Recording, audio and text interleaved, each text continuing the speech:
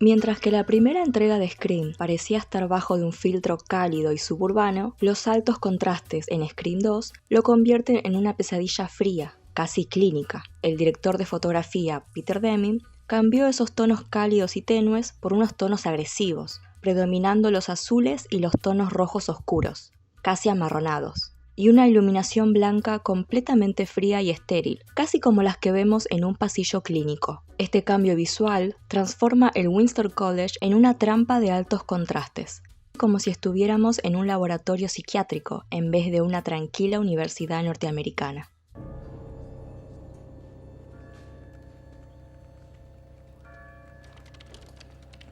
El contraste entre la calidez natural y la golden hour de esta primera película y el artificio total y deliberado de la estética de la secuela no es algo arbitrario. Ya desde el primer fotograma de la película podemos ver la predominancia de estos dos colores, desde las luces, la escenografía y los espacios hasta los atuendos de los actores, todos obviamente combinando diferentes grados de brillo y oscuridad, pero siempre partiendo del mismo tono azul o caoba. Una película en donde solo predominan dos colores primarios podría ser una dirección artística concisa, quizás muy lynchiana si se la quiere comparar con otro director que toma decisiones claras en cuanto al color en sus obras. Si recordamos algunas de las producciones de David como Twin Peaks, Firewalk with Me y Terciopelo Azul, por nombrar algunas, los colores rojos y azules están presentes fuertemente en cada fotograma. En Firewalk with Me, el color azul aparece en cada momento avecinando el peligro que se viene, casi como si fuese en sí mismo la representación de una aparición demoníaca o, por qué no, el peligro en sí. Es donde vemos a Laura en su estado más vulnerable. El color rojo es la puerta al otro mundo, un mundo fuera del normal en donde nuestros personajes conviven. Es el Black Lodge de Twin Peaks, o las cortinas rojas donde Dorothy canta en Terciopelo Azul. El azul denota secretos, vulnerabilidad. El rojo, peligro, violencia. Un mundo al que los mortales no deberíamos conocer nunca.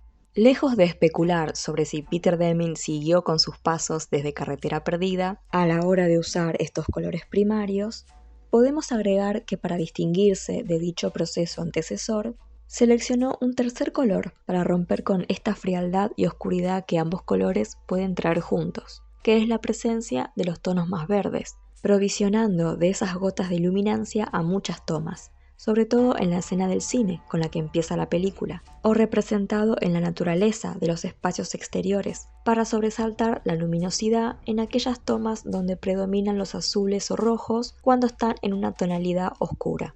Tomando como referencia esta combinación de colores, todos los personajes son vestidos bajo estas tonalidades, desde los tonos caoba hasta los celestes y verdes en tonalidades pastel.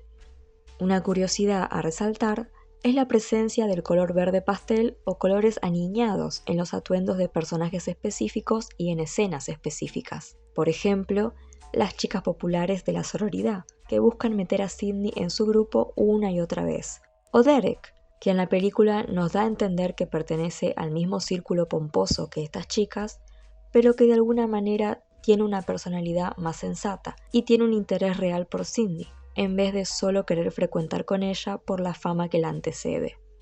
Otros personajes, como la reportera Debbie o los atuendos de los policías, recaen también bajo estos colores, dándonos a entender que este color podría llegar a representar a figuras de autoridad o de un nivel más elevado, o simplemente a personas que están ajenas a entender el verdadero peligro que se viene en Windsor. Estos colores claros en personajes secundarios nos denotan a personas inocentes, o al menos que se creen inocentes ya que no están o no quieren ser relacionadas directamente con la tragedia de Willsboro. Otra curiosidad a resaltar es que nunca vas a ver a Sidney usando un color pastel en público o en espacios exteriores, exceptuando solo en la seguridad de su dormitorio al principio de la película, donde está segura con su amiga. Esa es la única escena justo antes de que se sepa sobre el primer asesinato en las noticias. Incluso las paredes de su habitación aparecen en color rojo, junto con otros detalles, casi como si fuera un aviso del peligro que se avecina. Y mucho menos vas a verla usando ese tono verde pastel como las chicas de la sororidad o su novio. No es arbitrario que nos muestren esta escena corte a corte, mostrando la diferencia entre las chicas, su falsedad ante Sidney y sus tonos pasteles, y ella, siendo la única en la toma bajo estos colores más oscuros y saturados. Entendemos que Sidney no se ve a sí misma como una persona inocente, sino que carga con mucha culpa encima por la tragedia que pasó hace unos años. Podría decirse que los tonos oscuros representan también su estado mental, en contraste con los de sus pares en la universidad. Si bien Sidney encontró su grupo de amigos en esta nueva etapa de su vida, ella no pertenece ahí, es un sapo de otro pozo. Se podría decir incluso lo mismo de Randy, siendo también resaltado en estas escenas al comienzo bajo los mismos colores que Sidney. Al aislar a Sidney y a sus amigos en un escenario de artificios teatrales y de paletas de colores crudos y fríos, la película crea una sensación única de terror y desolación. Si en la primera película sus tonos tierra nos hacían adentrarnos en la cinta, casi como si estuviéramos adentro del film, los altos contrastes de luces blancas y colores saturados en Scream 2 no hacen más que distanciarnos de los protagonistas. No podemos ayudar o intervenir de ningún modo. Somos meros espectadores de esta pesadilla.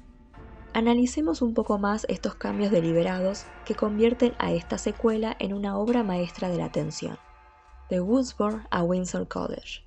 La visión de Peter Deming del Windsor College se asemejaba más a un extenso laberinto arquitectónico en lugar de una universidad en un campus acogedor.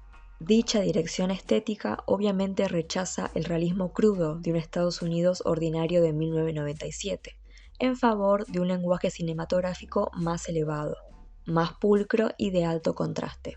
Si recordamos la escena de persecución entre Gale y Ghostface, el uso de espejos y transparencias también ayudó a dar esa sensación de que estamos ante un laberinto sin final, escapando de una muerte inminente. La película también hace uso de tomas con ángulos anchos, para que los interiores del campus parezcan inmensos, casi cavernosos, y den la sensación de que es imposible esconderse del peligro en espacios abiertos. Ejemplos claros de estas tomas es la escena donde Randy habla por teléfono con el asesino, en plena luz del día en el campus universitario, tratando de descifrar quién se encuentra detrás del teléfono. Es una toma larguísima, donde compartimos el mismo sentimiento de desesperación que Randy. O la escena del choque del patrullero. La amiga de Sidney espera impaciente mientras nuestra protagonista va a desenmascarar a Ghostface. Ninguna tiene un lugar claro en donde esconderse y el peligro podría venir de cualquier lado. Tomas grandes en espacios vacíos inundan la película, fomentando esta sensación de que estamos solos a nuestra merced. Nuestros protagonistas están constantemente expuestos y siendo vigilados en todo momento, sobre todo cuando pisan cualquier espacio público en cualquier momento del día. Azules primarios y sombras clínicas. Como dijimos anteriormente, hay un salto radical hacia tonos cobalto intenso y azules eléctricos, que sustituyen a los tonos tierra de la primera película. Incluso, y no es al azar tampoco, el cambio de color en los tonos de pelo en las protagonistas, por un negro intenso y un caoba que acompaña la saturación y la vibración tonal de la película de manera perfecta. Una iluminación cruda inunda todos los frames del film, incluso durante las tomas nocturnas. Esto nos da como resultado la creación de una pesadilla estéril, que resulta a la vez teatral y fría, ajena a cualquier sentimiento de compañía o de confort, tanto en los protagonistas como en el espectador. El aislamiento de Sidney en los encuadres. Hay una peculiar ubicación visual de Sidney dentro del encuadre de la cámara para resaltar su distancia emocional respecto a sus compañeros. Al principio la vemos dentro de la toma en muchedumbres o con su grupo de amigos, siempre resaltando su posición fuera de lugar en base a los colores que usa. Son muy pocas las escenas en donde la vemos compartir frame durante una escena emocional, ya sea con su novio Derek o con su profesor de teatro.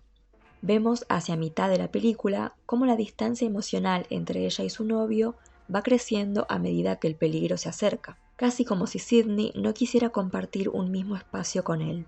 Ella quiere mantener a sus seres queridos alejados, ya que sabe que quien se acerca a ella será la próxima víctima. El uso de cortes y saltos de cámara representan de manera visual directa esta lejanía emocional de Sidney para con sus allegados. Luz versus oscuridad. Como dijimos al principio del video, la paleta de colores saturados actúa como una barrera, atrapándola en un mundo que se asemeja cada vez más al plató de una película que a la vida real. No por nada en esta secuela, Sydney comparte sus deseos de ser actriz. Su trauma personal se entrelaza directo con esta historia, y sus deseos de actuar y sumergirse en otra personalidad para escapar de su propia realidad también podría servir como la razón principal de este cambio de colores e iluminación.